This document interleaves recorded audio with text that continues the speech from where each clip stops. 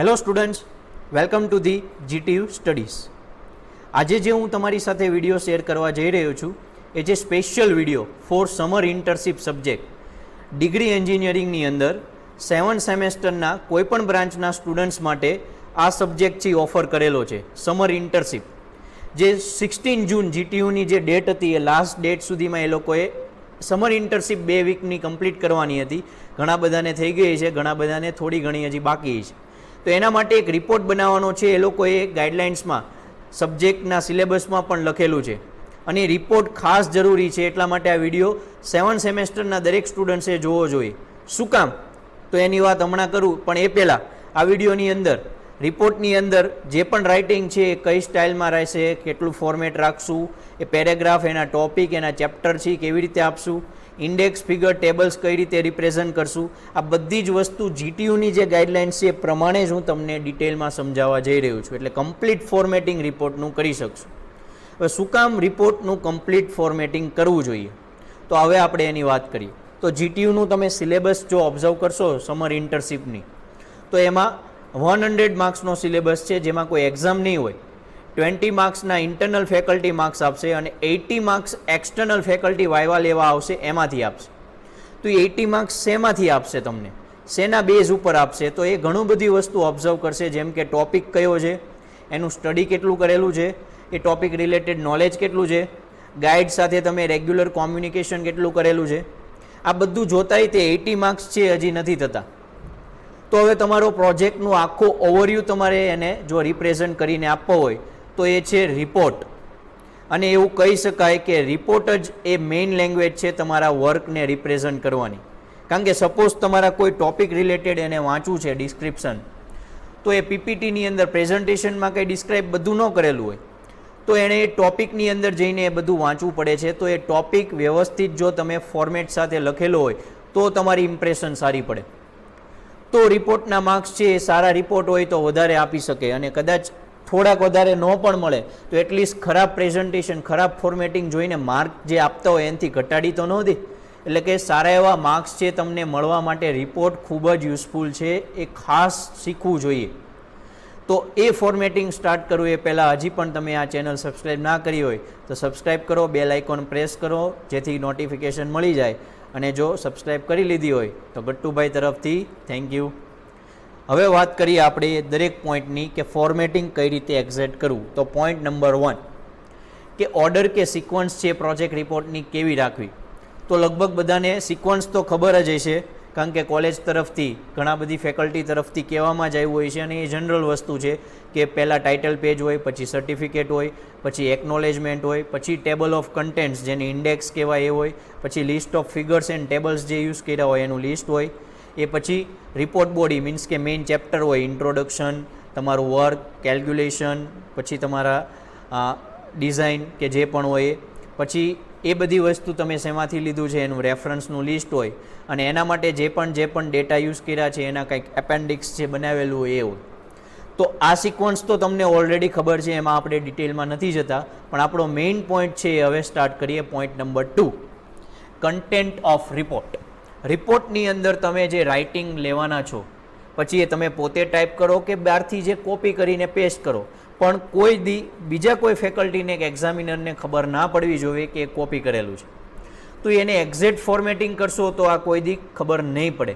તો એ કઈ રીતે એને યુઝ કરવું જોઈએ, એના માટે જીટીયુની ગાઈડલાઇન્સ પ્રમાણે પોઈન્ટ લેતા જઈએ કે જે આખા રિપોર્ટનું ફાઇનલ વર્ઝન છે, એટલે કે ટોટલ આખો રિપોર્ટ, એ આખા રિપોર્ટની અંદર ક્યાંય પણ સ્પેલિંગ મિસ્ટેક ના હોવી જોઈએ. તમે જો એ રિપોર્ટની અંદર કોપી પેસ્ટ કે તમે પોતે ટાઈપ કરશો તો ક્યાંય સ્પેલિંગ મિસ્ટેક હશે તો તમને ખબર છે રેડ લાઇન આવી જશે, અંડરલાઇન. તો એ રેડ લાઇન આવે અંડરમાં, તો એમાં તમે રાઇટ ક્લિક કરીને એ સ્પેલિંગ ચેક કરી શકો છો. કોઈ સ્પેસ વધારે આપી ગયા છે કે કોઈ એને લખવામાં પ્રોબ્લેમ છે તો બ્લુ લાઇન આવશે અંડરલાઇનમાં, તો એ તમે કરેક્ટ કરી શકો છો. એ ગ્રામેટિકલી અને એરર્સ જે પણ છે એ બધી તમારે રિમૂવ કરીને એ રિપોર્ટ તૈયાર સોફ્ટ કોપીમાં કરવાનો છે.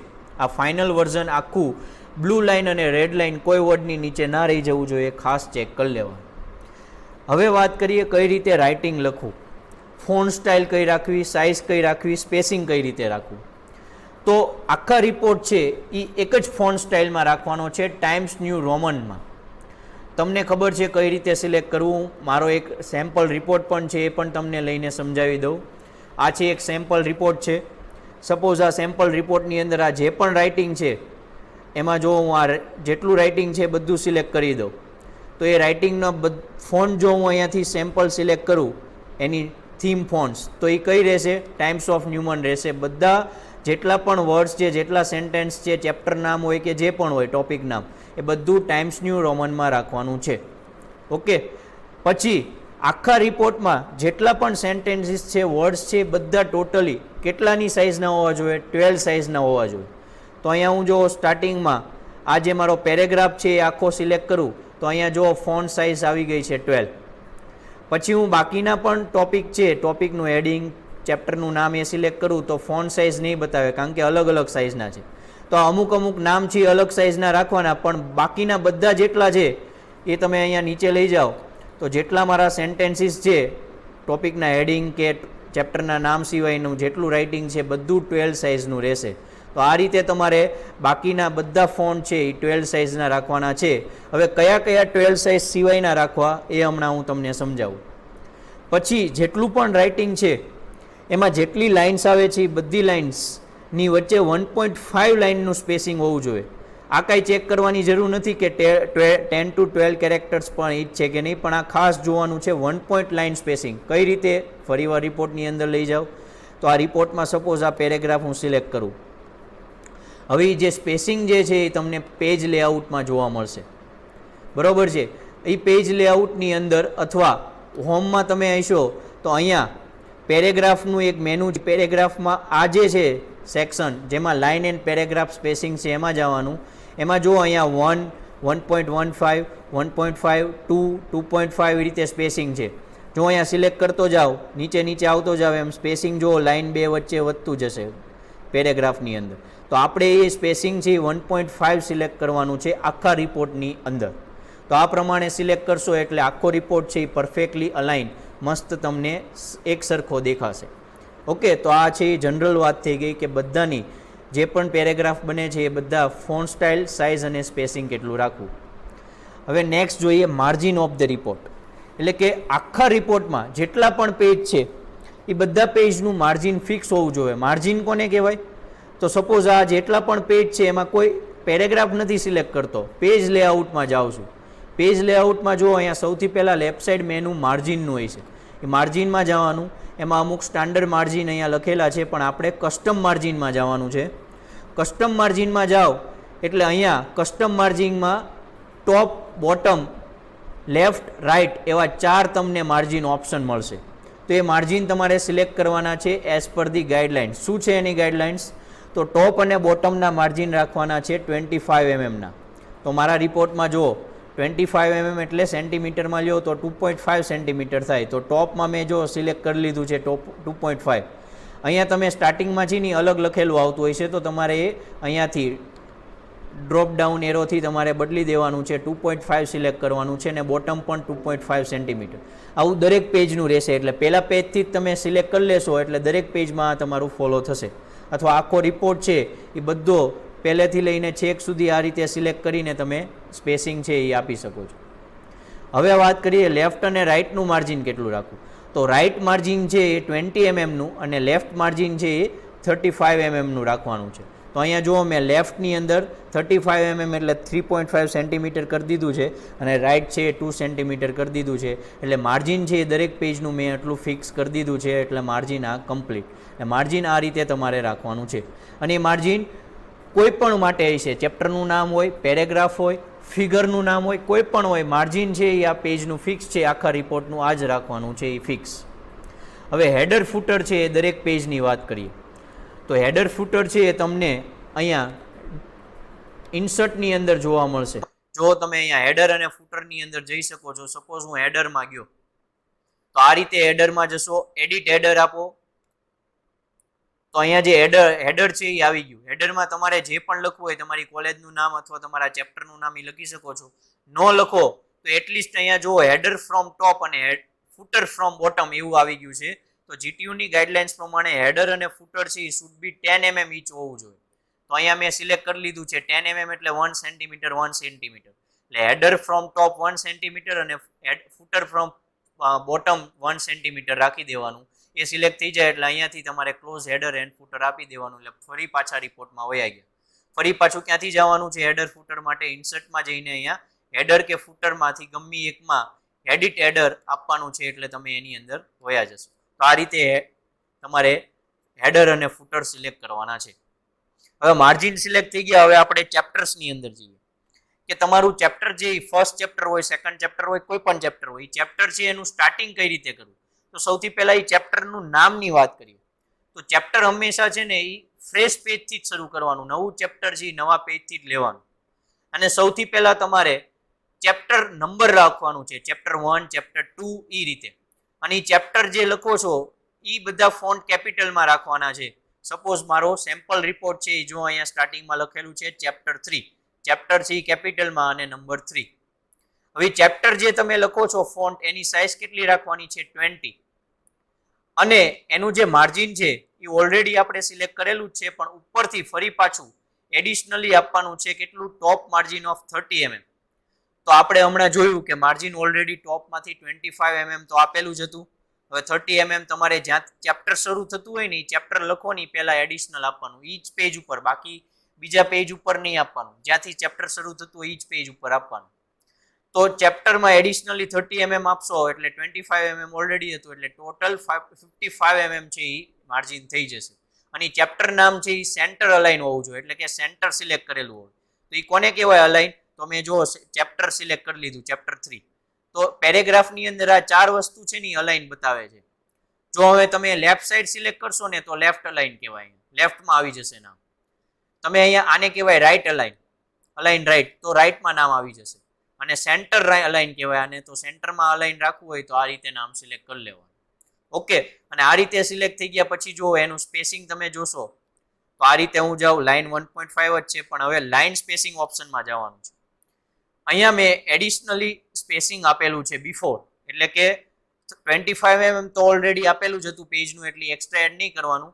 પણ અહીંયા ચેપ્ટર 3 પહેલા 30 mm એડિશનલ આપવાનું છે ટોપ માર્જિનમાં. એટલે અહીંયા હું 30 mm એટલે કે 3 સેન્ટીમીટર સિલેક્ટ કરી લઉં. તો 3 સેન્ટીમીટર હું આપી દઉં એટલે આ 3 સેન્ટીમીટર થઈ ગયું. એ ખરેખર 3 સેન્ટીમીટર એટલે તમે જો પોઈન્ટમાં વાત કરવા જાઓ તો એની મેતે 3 સેન્ટીમીટર આપશો એટલે એની મેતે અહીંયા 85 પોઈન્ટ આવી જશે. એટલે એ ચિંતા કરવાનું જરૂર નથી, આ 35 mm જ છે. એટલે એની મેતે જ તે એટલું માર્જિન લઈને ચેપ્ટર સિલેક્ટ થઈ જશે અને અહીંયા ચેપ્ટર નામ તમે લખી શકો છો. હવે બ્લુ ફોન્ટ રાખવા, બ્લેક રાખવા, રેડ રાખવા એ તમારી ઉપર છે, એ કંઈ ફિક્સ નથી હોતું. આ થઈ ગયું. એના પછી હવે ચેપ્ટરનું નામ નીચે કઈ રીતે લખવાનું છે. તો ચેપ્ટરનું નામ કઈ રીતે લખવું? તો ચેપ્ટરનું નામ જે છે એની સાઇઝ પણ 20 ફોન્ટ રાખવાની છે, 20. પણ એમાં ચેપ્ટરનું નામ લખો એની ઉપર પહેલા 18 પોઈન્ટ્સનો સ્પેસ છોડવાનો છે અને એ સેન્ટરમાં લખવાનું છે. એટલે કે જે પણ નામ લખો છો એ નામ લખીને સિલેક્ટ કરીને અહીંયાથી સેન્ટર અલાઇન સિલેક્ટ કરવું. અહીંયા સ્પેસિંગ જે છે એ લાઇન સ્પેસિંગમાં બિફોરમાં તમારે 18 pt રાખવાનું છે અને આફ્ટરમાં તમારે 36 pt રાખવાનું છે. એટલે જો નામની ઉપર 18 સ્પેસ છૂટી ગઈ અને પછી નામની નીચે 36 જે સ્પેસ છે એ છૂટી ગઈ. 36 કઈ રીતે રાખવાની છે એ પણ નેક્સ્ટ પોઈન્ટમાં છે કે leave around 36 point vertical space after chapter heading. એટલે તમારું નામ જે છે ચેપ્ટરનું એ આ રીતે આવી જશે, ઉપર અને નીચે આટલી સ્પેસ છૂટીને. હવે ચેપ્ટરનું નામ લખાઈ જાય પછી તમારે ચેપ્ટરનું અંદરનો પહેલો ટોપિક આપવાનો છે. તો ચેપ્ટર હેડિંગ જે છે એ કઈ રીતે રાખવું, એનું નામ કઈ રીતે લખવું એ છે કે ચેપ્ટરના નામમાં જેટલા પણ વર્ડ આવે છે એ બધા વર્ડનો પહેલો લેટર છે એ કેપિટલ રાખવાનો અને બાકીના સ્મોલ રાખવાનો. જો પ્રેઝન્ટમાં P કેપિટલ, આઉટગેસિંગમાં O કેપિટલ, મેઝરમેન્ટમાં M કેપિટલ ને સિસ્ટમમાં S કેપિટલ છે. તો આ રીતે નામ લખવાનું. હવે વાત કરીએ આપણે કે ચેપ્ટરની અંદર ટોપિક કઈ રીતે રાખવું. એટલે કે ટોપિકને કહી દઈએ સેક્શન અને ટોપિકની અંદર જે સબ ટોપિક આવે છે એને કહી દઈએ સબ સેક્શન. તો જે ટોપિક જે છે સેક્શન એની નીચેથી શરૂ કરવાનું છે અને એ કઈ રીતે શરૂ કરવાનું? તો vertical space of around 36 points should be left between the chapter heading એટલે કે chapter name and the title of the first section એટલે કે ટોપિક ફર્સ્ટ જે હોય. અને ઓલરેડી આપણે 36 પોઈન્ટ છોડી દીધી છે કારણ કે આપણે આમાં જ સિલેક્ટ કરી દીધું હતું કે ચેપ્ટર નેમ પછી 36 પોઈન્ટ છોડવાના છે. એટલે ઓલરેડી છૂટી ગયું છે એટલે એ જોવાની કંઈ જરૂર નથી. પણ હવે જે પણ તમે ટોપિકનું નામ રાખો છો એ ટોપિકનું નામમાં વર્ટિકલ સ્પેસ છોડવાની છે તમારે 24 પોઈન્ટ્સ જેટલી બિફોર ધી સેક્શન. જે આ ટાઇટલ આપો છો એ પહેલા, એટલે એ તમે છોડો નહીં તોય ચાલશે. આ 36 ઓલરેડી તમે છોડી દીધી છે, પણ એનું નામ કેટલા પોઈન્ટ્સમાં રાખવાનું છે? તો એ નામ છે એની સાઇઝ તમારે રાખવાની છે 14માં. કોની? ટોપિકની.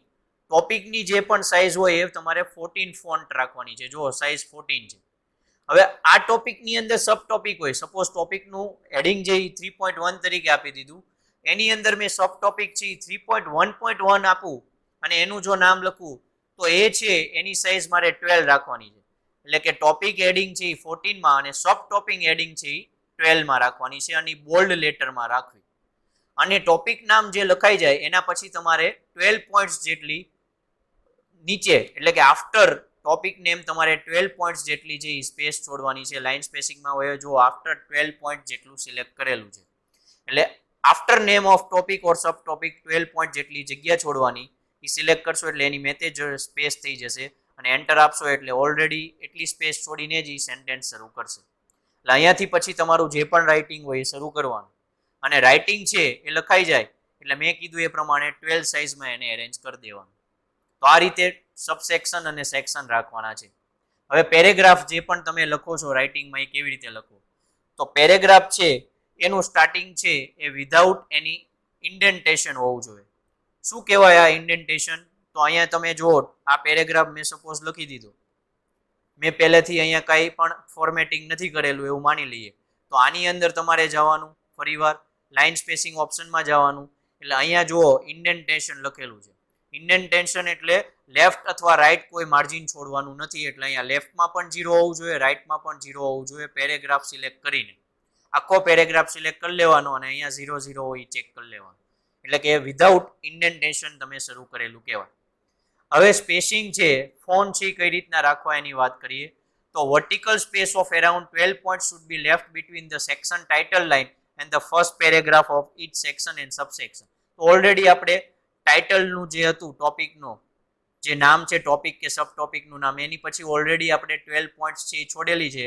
એટલે 12 પોઈન્ટ ઓલરેડી સિલેક્ટ કરી દીધી હોય એટલે સીધું એન્ટર કર્યા પછી જ્યાં પણ શરૂ થાય ત્યાંથી સેન્ટેન્સ શરૂ કરી દેવાનું. આ અત્યારે જોવાની જરૂર નથી કારણ કે ઓલરેડી કરી દીધેલું છે. હવે જે પેરેગ્રાફમાં જેટલી પણ લાઈન લખો છો એ બધી સિંગલ કોલમ ફોર્મેટિંગ તરીકે આવવું જોઈએ. એને કહેવાય ફૂલ જસ્ટિફિકેશન. યાદ રાખજો, એક જ લાઈનમાં લખાય છે એવું આપણે કહી શકીએ ગુજરાતીમાં. જો આ દરેક લાઈનની શરૂઆત છે એક સરખી રીતે થાય છે, નીચે તમે જુઓ ક્યાંય આડું નથી, અને એનું જે કમ્પ્લીશન છે દરેક લાઈનનું એ પણ એક જ સરખી લાઈનમાં કમ્પ્લીટ થાય છે. તો એ કઈ રીતે તમારે આપવાનું જસ્ટિફિકેશન? તો સપોઝ આખો પેરેગ્રાફ સિલેક્ટ કરી દીધો, આ જે 4 પોઈન્ટ દેખાડે છે તમને મેનુ એ જસ્ટિફિકેશનના છે. સપોઝ હું અહીંયા લેફ્ટ સિલેક્ટ કરી લો, આ લેફ્ટ લાઈન, તો લેફ્ટ સાઈડમાં એની શરૂઆત જે સ્ટાર્ટિંગ છે દરેક લાઈનની એક સરખી છે, પણ એની કમ્પ્લીશન જે એક સરખું નહીં રહે. સપોઝ હું સેન્ટર સિલેક્ટ કરી લઉં તો એનું સ્ટાર્ટિંગ અને કમ્પ્લીશન એક લાઈનનું એક સરખું નહીં રહે. રાઈટ અલાઇન સિલેક્ટ કરું તો એનું જે કમ્પ્લીશન છે એ એક સરખી લાઈનમાં કમ્પ્લીટ થશે, પણ એનું સ્ટાર્ટિંગ એક સરખી લાઈનમાં નહીં હોય. તો ફૂલ જસ્ટિફિકેશન કોને કહેવાય? તો આખો પેરેગ્રાફ સિલેક્ટ કરીને આ તમે સિલેક્ટ કરશો જેને જસ્ટિફાય કહેવાય. Ctrl+J પણ આપી શકો છો. ઈ સિલેક્ટ કરો એટલે એનું સ્ટાર્ટિંગ અને કમ્પ્લીશન એક જ લાઈનમાં જોવા મળશે, એટલે તમારો રિપોર્ટ એકદમ પરફેક્ટ તમને જોવા મળશે. તો આ રીતે તમે એને ફૂલ જસ્ટિફાય કરી શકો છો. આવું દરેક પેરેગ્રાફ સિલેક્ટ કરીને કરવાનું છે. હવે એની ટેબલ, ફિગર્સ અને ઇક્વેશન કઈ રીતે રાખવા? તો જેટલા પણ ટેબલ કે ફિગર્સ આવે છે એ બધાને નામ કેવી રીતે આપવાના છે? તો સપોઝ જો આ ફિગર છે તો આ ફિગરનું નામ મેં અહીંયા લખેલું છે, તો ફિગર લખી નાખવાનું, જેમાં F કેપિટલ લખવાનો બોલ્ડ લેટરમાં, પછી એને નંબર આપવાનો છે. તો ચેપ્ટર કેટલામું હતું? ચેપ્ટર 3. એટલે ચેપ્ટર 3 ની પહેલી ફિગર છે એટલે એને નંબર આપી દીધો 3.1. સપોઝ 4th ચેપ્ટરમાં આ ફિગર હોત પહેલી તો એને 4.1 આપત. આ ચેપ્ટરની બીજી ફિગર આવતી છે તો એને હું નામ આપી દઈશ 3.2. તો આ રીતે છે એ આખા ચેપ્ટરની ફિગરને નામ આપવાની છે. 3.1, 3.2, 4th હોય તો 4.1. નામ છે એ બોલ્ડ લેટરમાં લખવાનું અને એમાં દરેક વર્ડનો પહેલો લેટર કેપિટલ રાખવાનો, અને જે શોર્ટ ફોર્મ હોય, આ શોર્ટ ફોર્મ છે એક મોટા નામનું, એટલે આખું નામ છે, આખો વર્ડ છે કેપિટલ છે, શોર્ટ ફોર્મ છે એટલે. ઓકે, તો આ રીતે નામ રાખવાનું છે. એના ફોન્ટ છે એ 12 રાખવાના અને બોલ્ડ. અને ફિગર જો હોય તો ફિગરનું જે ટાઇટલ હોય એનું નામ એ ફિગરની નીચે આપવાનું. જો અહીંયા છે બોલ્ડ લેટરમાં અને નંબર રાખવાના એ કીધેલું છે, અને સાથે સાથે કીધેલું છે કે ફિગરનું નામ છે બિલો ધી ફિગર આપવાનું. અને જો કોઈ ટેબલ કે બીજી કોઈ ઇક્વેશન આવે છે ટેબલ, તો એ ટેબલનું જે નામ છે નંબર એ ટેબલની ઉપર આપવાનું, એબોવ ધી ટેબલ. ઓકે, તો એ હમણાં હું તમને ટેબલ છે એ બતાવી દઉં. સપોઝ કોઈ એક ટેબલ લઈ લઈએ, નીચે વયા જઈએ, આ રહ્યું ટેબલ. આ ટેબલ 4 ચેપ્ટરમાં આવે છે એટલે એને કહી દીધું ટેબલ 4.1. અને ટેબલનું નામ જો ટેબલની ઉપર આપેલું છે એટલે ટેબલનું નામ છે ટેબલની ઉપર આપવું અને ફિગરનું નામ છે ફિગરની નીચે આપવું. આ જીટીયુ ગાઈડલાઇન્સ પ્રમાણે જ છે, એક્ઝેક્ટ પરફેક્ટ રિપોર્ટ માટે છે. તો આ રીતે તમારે નામ ફિગરના, ટેબલના ને ઇક્વેશનના આપવાના. કોઈ પણ તમે નામ લખો છો તો ખાસ ફરીવાર એ બધા વચ્ચે સ્પેસિંગ છે એ 1.5 નું લખવાનું. અને ઇક્વેશન જો આવે છે તો ઇક્વેશન જે છે એ ઇક્વેશન લખતા પહેલા 6 પોઈન્ટનો ગેપ અને ઇક્વેશનની નીચે 6 પોઈન્ટનો ગેપ છે એ રાખવાનો. એટલે કે લાઇન સ્પેસિંગમાં જઈને જે પોઈન્ટ સિલેક્ટ કરીએ છીએ બિફોર આફ્ટર, ઇક્વેશનમાં બિફોર અને આફ્ટર 6 પોઈન્ટ સિલેક્ટ કરી દેવાનું. અને દરેક ઇક્વેશન છે એ ફરીવાર 12 સાઇઝમાં રાખવાના છે. હવે table of contents or index કઈ રીતે તમારે table of contents or index બતાવવાનું. તો જેને આપણે ઇન્ડેક્સ કહીએ છીએ, તો તમે કોઈ બુક વાંચો તો બુકની અંદર કોઈ ટોપિક તમારે જો ગોતવો હોય કે ક્યાં હશે બુકમાં, તો સૌથી પહેલા શું તમે જુઓ છો? ઇન્ડેક્સ, કે કેટલામાં પેજે છે. તો ઇન્ડેક્સ છે પ્રોપરલી અરેન્જ થયેલી હોવી જોઈએ. તો જીટીયુ ગાઈડલાઇન્સ પ્રમાણે જે ઇન્ડેક્સ છે આ રીતે બનાવવાની. એટલે કે ચેપ્ટર જે પણ સ્ટાર્ટ થાય એ પહેલા જેટલા પણ એના સપોર્ટિવ પેજ આવતા હોય, title page, certificate, completion certificate, acknowledgement, જે પણ આવતું હોય, list of figure, list of table, table of contents, એ આ રીતે રાખવાનું. પણ જે ચેપ્ટર નેમ છે એ ખાસ ઇમ્પોર્ટન્ટ છે. કારણ કે ચેપ્ટરની અંદર ટોપિક અને ટોપિકની અંદર પાછું સબ ટોપિક આવતા હોય છે. તો એને કઈ રીતે તમારે હેડિંગ આપવા? તો જો અહીંયા ચેપ્ટર જે છે ચેપ્ટર 1, એમાં સી જે છે એ એક્ઝેક્ટલી લેફ્ટ સાઈડથી શરૂ થાય છે આ રીતે, ચેપ્ટર 1 અને એનું નામ, અને રાઈટ સાઈડ એક્ઝેક્ટ એના પેજ. પણ ચેપ્ટરની અંદર જે ટોપિક નંબર છે 1.1, 1.2, ઈ સ્ટાર્ટ જે છે 1.1 એ એક્ઝેક્ટલી ચેપ્ટર 1 નું જ્યાં નામ શરૂ થતું હોય ને, ઇન્ટ્રોડક્શન સપોઝ, તો આઈ ની નીચે આવે છે 1.1, એની નીચે 1.2 એક્ઝેક્ટલી. 1.1 અહીંયાથી નથી શરૂ કરવાનું, છે લેફ્ટ સાઈડથી, યા નામની એક્ઝેક્ટ નીચેથી જ શરૂ થવું જોઈએ. તો 1.1, 1.2 ના જે નામ છે એ તમે લખાઈ જાય પછી એના પેજ નંબર આપવાના. અને એની નીચે જો સબ ટોપિક આવે છે સપોઝ 1.2.1, તો એ 1.2.1 જે છે એ સેક્શન્સ જે લખેલું છે અહીંયા એસ ની નીચેથી શરૂ થવો જોઈએ, છેક લેફ્ટ સાઈડથી 1.21 ની. આ રીતે સારખી રીતે ફિગર આપવાની, બેસ્ટ રીતે લાગે તો જ આના માર્ક્સ છે ઇન્ડેક્સના તમને પૂરા મળે. તમને રિપ્રેઝન્ટ છે સરખું કર્યું છે એવું એક્ઝામિનરને લાગશે. તો એક્ઝેક્ટલી કઈ રીતે આ બનાવવું એ થોડીક પ્રોસેસ છે, એ ઈઝી છે જો તમે સમજજો નહીં તો. તો ઇન્ડેક્સ કઈ રીતે એક્ઝેક્ટલી આ ઇઝીલી રીતે બનાવી એ હું તમને ટેબલ બનાવીને અલગ વિડીયોમાં સમજાવીશ, એ અલગ વિડીયોમાં આપણે વાત કરશું. પણ આ રીતે ઇન્ડેક્સ હોવી જોઈએ. હવે રેફરન્સની વાત કરીએ કે તમે જે કન્ટેન્ટ રાખ્યો છે તમારા રિપોર્ટમાં, તમે જેટલું પણ રાઇટિંગ રાખ્યું છે એ બધું કન્ટેન્ટ છે કયા રેફરન્સમાંથી, શેમાંથી લીધેલું છે, તો એ તમારે બતાવવાનું છે લાસ્ટમાં. તો એ રેફરન્સમાં સૌથી પહેલા તમે જો કોઈ રિસર્ચ પેપર યુઝ કર્યા હોય તો સૌથી પહેલા પેપર બતાવવાના, સિક્વન્સ આપવાની, રેફરન્સ નંબર 1, 2, 3 પેપર્સ પહેલા આવવા જોઈએ. પછી જો તમે કોઈ વેબસાઇટ સર્ચ કરી છે કન્ટેન્ટ લેવા માટે તો પછી વેબસાઇટના નામ આવવા જોઈએ. પછી તમે કોઈ બુક્સના યુઝ કર્યા છે કોઈ કન્ટેન્ટ લેવા માટે, કોઈની કેલ્ક્યુલેશન ડિઝાઇન લેવા માટે, તો એ બુક્સના નામ આવવા જોઈએ. પછી કોઈના માસ્ટરના પીએચડીના ડેઝર્ટેશનનો યુઝ કર્યો છે તો એ ડેઝર્ટેશન, થીસિસનો યુઝ કર્યો છે તો એ થીસિસનું ડેઝર્ટેશનનું લિસ્ટ આવવું જોઈએ. અને લાસ્ટમાં કોઈ પેટર્નનું યુઝ કર્યો છે ડિઝાઇન માટે તો એ પેટર્નનું લિસ્ટ આવવું જોઈએ. તો રેફરન્સીસમાં આ રીતે તમારે રેફરન્સના નામ આપવાના છે. ઓકે, તો આ રીતે રેફરન્સના નામ આપીને તમારો પ્રોજેક્ટ જે છે એ કમ્પ્લીટ થશે. પછી જે એપેન્ડિક્સ આવતો હોય તો એ તમારે રાખવાની જરૂર પડે. બાકી રેફરન્સ છે આવી ગયા એટલે રિપોર્ટ કમ્પ્લીટ. તો આ રીતે આખું ફોર્મેટિંગ કરવાનું. હવે ઇન્ડેક્સ એક્ઝેક્ટલી કઈ રીતે બનાવીને ઇઝી પ્રોસેસ છે હું અલગ વિડીયોમાં સમજાવીશ. બાકી કોઈ ફોર્મેટિંગ રિલેટેડ ક્વેરી હોય તો તમે અમારા કોઈ પણ મીડિયમ થ્રુ પૂછી શકો છો, અમે જરૂરથી એનો જવાબ આપશું. આ રિપોર્ટ સાથે ફોર્મેટિંગ કરશો તો મે બી એવું બને કે બહુ સારા માર્ક્સ રિપોર્ટના ના આપે, પણ એટલીસ્ટ રિપોર્ટ જોઈને બહુ ખરાબ કામ છે એવું તો રિપ્રેઝન્ટ ન થાય અને ઓછા માર્ક્સ તમારા કટ કરીને ન આપે. કારણ કે 80 માર્ક્સ છે અને સારામાં સારા માર્ક્સ આવે અને એક જ દિવસની પ્રોસેસ છે અને એમાં જ માર્ક આવી જાય એટલે તમને ફાયદો થશે. એટલે જો તમારે રિપોર્ટ બની ગયો હોય અથવા બનતો હોય તો તમે એમાંથી કંઈક ચેન્જ કરીને આ રીતે ફોર્મેટિંગ કરીને જ સબમિટ ફાઇનલ કરાવજો એટલે તમને બેટર માર્ક્સ મળી શકે. તો આઈ હોપ તમને આ ટોટલી રિપોર્ટ ફોર્મેટિંગ સમજાણું હોય છે. 7 સેમેસ્ટરના કોઈ પણ બ્રાન્ચના દરેક સ્ટુડન્ટ્સને આ શેર કરજો, કારણ કે આ ખૂબ જ સમજવું જરૂરી છે. અને લાઇક કરજો અને સબસ્ક્રાઇબ કરજો, અને કરવાનું પણ એમને કહેજો GTU સ્ટડીઝ ચેનલ, કારણ કે આવા વિડીયોઝ છે જેને સબસ્ક્રાઇબ કરેલી છે એને ખબર જ છે કે આવતા જ રહી છે. એટલે ગટ્ટુભાઈ પણ કહી રહ્યા છે, please like, share and subscribe. Thank you.